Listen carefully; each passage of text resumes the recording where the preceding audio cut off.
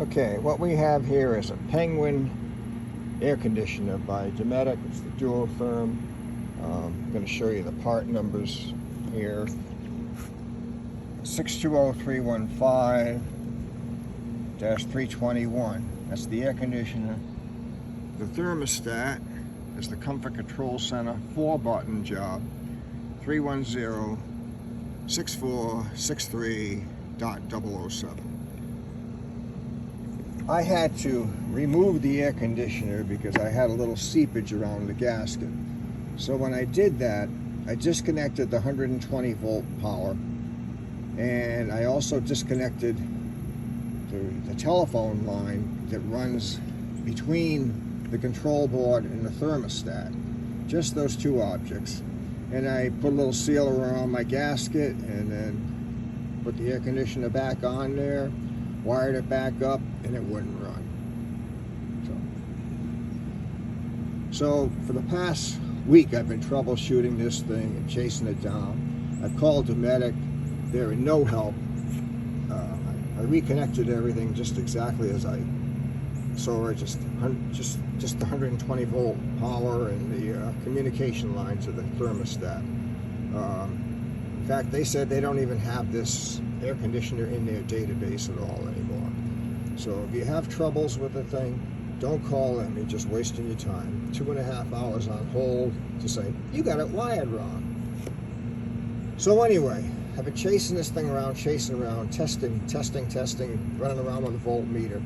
And I've learned a lot about the air conditioner. And if you have this particular model, I'm going to point out a few things that you want to know from my extensive testing.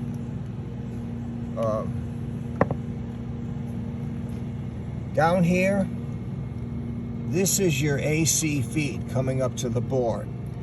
You start to wonder about this other set of wires. Well, if you have a heater coil in your air conditioner, point that out over here. Yeah. If you have a heater coil, these wires are going out to that heater coil, so don't worry about them. So you want to check this wire right here is your positive coming in. So you want to check that against any of the white wires on the capacitor to see that you have AC current coming to your board. DC current, which also comes to your board, comes in through this wire loom here. And down below, this wire is red. Up here it's orange, and I just believe that's just from 20 years of exposure to the air. But anyway, it's the same wire. It's the positive wire is that. To check this, you can't really do it because of all these, it goes into this plug. But if you stick a needle, just a little pin through the insulation, that one's your positive, that one's your negative. So you want to make sure you have DC power coming to the board. What else here? All right, so you know you got AC, DC coming to the board. I checked those, the thing still wouldn't run. So I thought, well, maybe perhaps somehow I'd screwed up my communication cable, which runs down to the thermostat. So I dismounted the thermostat off the wall and brought it up here. Well, first off, to get at these communication ports on the board, you need to pull out these capacitors to do it. Be careful here. If you're gonna do that, make sure you short out the capacitors. You touch all the terminals to each other, all over the place. Touch. Obviously, make sure your RV is unplugged from the wall. Just have no power at all. Now you discharge the capacitors, you're not gonna hurt yourself. That's the only way to expose these communication ports down here, the thermostat ports. On the bottom side, you have a couple of female ports to plug the wire that runs through the wall. So anyway, I checked those with a new piece of wire and determined I've got good communication between the thermostat and the motherboard here.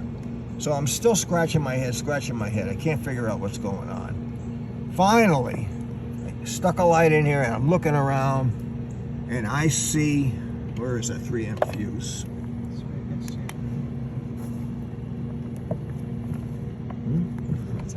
Oh, I see this little 3 amp fuse way down on the board.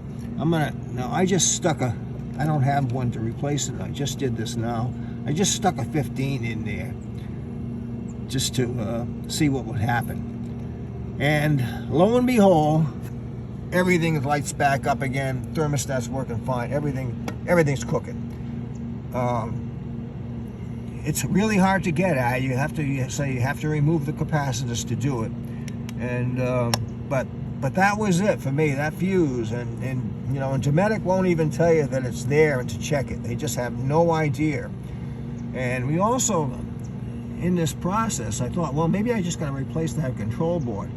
Well, that thing is really hard to find. I mean, this air conditioner was built in 1998.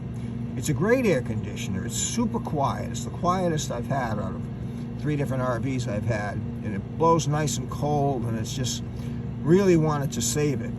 But that control board is very hard to find.